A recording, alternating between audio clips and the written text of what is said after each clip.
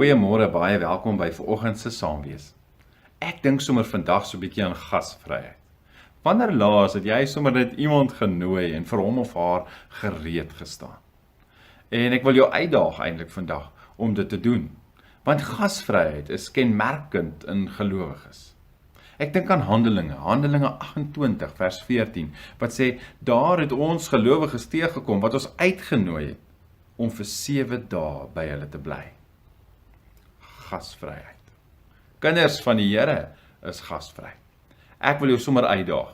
Vat vandag, vat sommer nou, as jy klaar hierna geluister het en saam met my gebid het, vat jou telefoon en stuur vir daardie vriendin of vriend 'n boodskap en sê vandag of Saterdag of dalk oormôre, maar jy kom drink by my tee, jy kom eet saam met my, jy kom kuier saam met my, want ek wil gasvry wees, want dit is wat die kinders van die Here doen.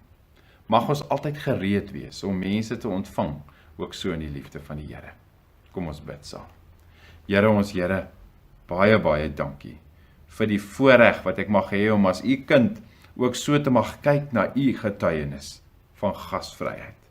Here Jesus, ek dink aan die kere wat u saam met mense aan tafel gesit het. Ek dink aan die laaste keer wat ek saam met u aan die nagmaalstafel kom sit het en u gasvry ook ons genooi het. Dankie dat ons iets daarvan in ons eie lewens ook mag beleef en ook in praktyk mag uitleef. Here, mag u Gees dan hierdie gawe van gasvryheid in my wek, om die volgende persoon wat ek graag wil nooi te kon ontvang met die liefde van die Here.